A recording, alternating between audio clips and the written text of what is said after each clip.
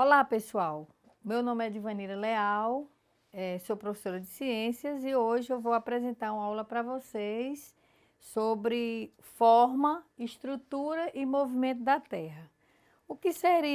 Como seria a forma da Terra, né? A gente pergunta, todo mundo acha que a Terra é redonda, já houve muitas polêmicas. Então, a Terra é o terceiro planeta do Sistema Solar, tendo como referência o Sol. Somente nela é possível encontrar água e essa água no estado líquido, sendo mais de 70% da superfície é coberta por água, né, por essa substância. Outras características peculiares da Terra é que, até o momento, é o único planeta onde habitam os seres vivos.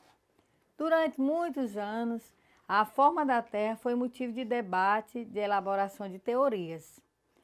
Ela, na verdade, tem duas teorias, né? A forma da Terra plana ou redonda.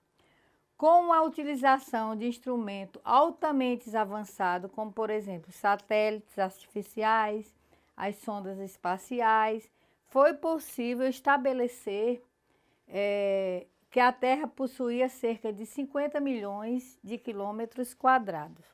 Mas vamos para o próximo slide para a gente ver a estrutura e como a Terra é dividida.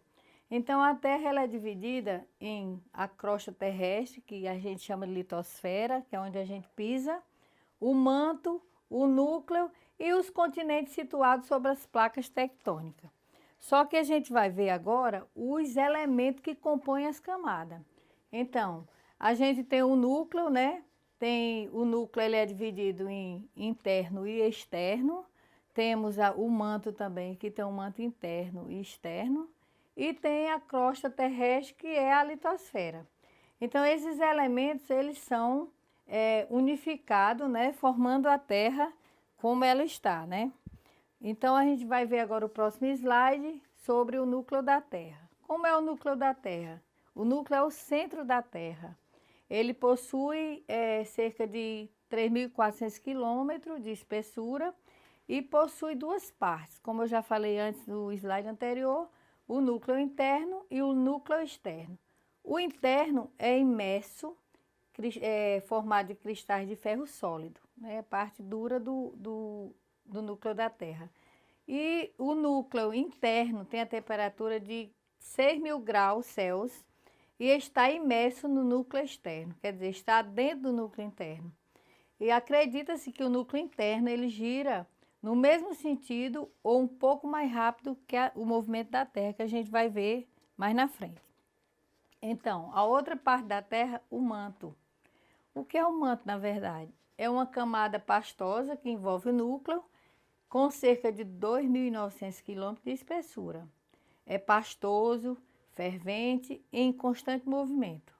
O manto terrestre é formado de magma, que é um material pastoso que sai de dentro dele, que é uma mistura fervente de silicato de magnésio e ferro, né? Tem esses dois componentes que formam exatamente aquela parte líquida do manto. O manto ele tem uma temperatura muito alta, de 3.500 graus Celsius. O magma, que é o núcleo externo, estão em constante movimento. Isso acontece porque o calor do núcleo interno é sólido e se propaga para o núcleo externo, que é líquido, e para o magma que é pastoso, criando os movimentos de subida e descida nessas partes líquidas e pastosas. O próximo slide a gente vai ver sobre a crosta, que é a mesma coisa da gente falar sobre litosfera, que é o solo onde a gente pisa. É uma camada superficial, a crosta terrestre começa logo acima do manto e também é chamada de litosferas, como eu já falei. A espessura da crosta terrestre varia de 10 a 70 quilômetros. Os principais elementos químicos que formam a crosta são o oxigênio, o gás oxigênio, o silício e o alumínio. Em menores proporções, a crosta também contém o ferro, o cálcio, o magnésio, o fósforo, o enxofre, entre outros elementos químicos. Então, a gente vai ver agora, nesse próximo momento, os movimentos da Terra.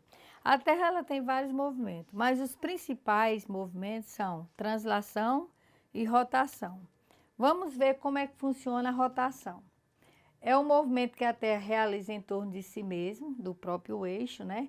Circulando ao redor do seu eixo imaginário central, durante o período de 24 horas, com a velocidade de 1.666 km por hora.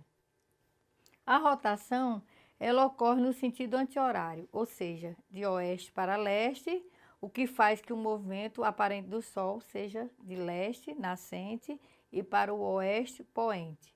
A principal consequência desse movimento é a sucessão dos dias e das noites. É por isso que a gente tem o dia e a noite, por conta desse movimento de rotação.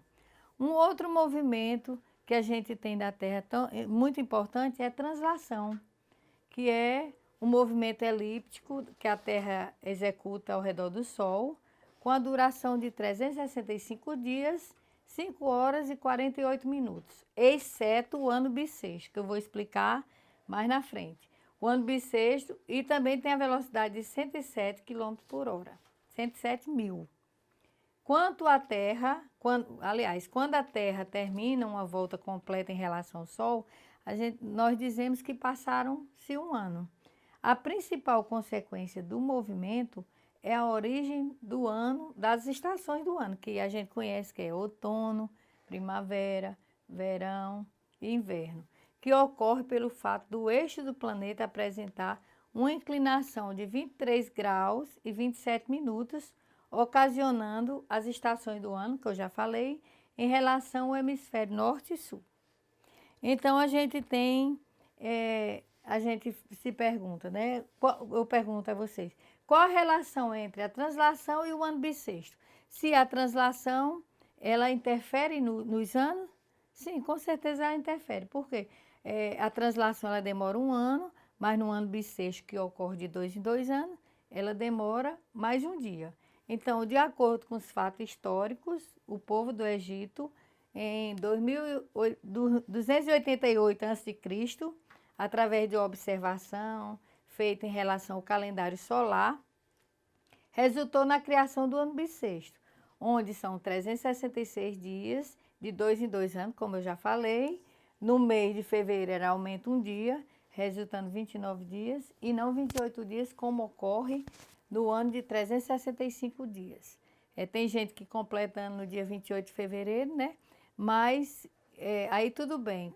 Quando é o ano bissexto, a pessoa que aniversaria no dia 28, no dia 29 de fevereiro, vai ficar comemorando de 2 em 2 anos, que é um ano bissexto. Aí eu trouxe uma curiosidade para vocês sobre o calendário solar, que interfere no movimento de translação. Então, onde foi que ele surgiu? Ele surgiu a partir da necessidade do povo para se organizar o tempo, os seus registros e suas evoluções. O ciclo solar trazia mais dificuldades na observação, visto que as lunações, né, a Lua, ou seja, as fases da Lua, são mais curtas, por isso o calendário com base solar foi mais difícil ser estudado ao longo dos anos. Ele foi criado pelos egípcios e tinha 365 dias, imagina, dividido em 12 meses, com 30 dias a mais, né, e com 5 dias acrescidos no final do ano. Quer dizer, dezembro tinha 5 dias a mais. Não havia ano bissexto e os meses eram divididos em estações. As nossas estações hoje é outono, primavera, inverno, verão. Antes era no calendário lunar inundações, inverno e verão. Então, gente, por hoje a nossa aula termina aqui. Eu espero ter contribuído com o aprendizado de vocês e até a próxima aula.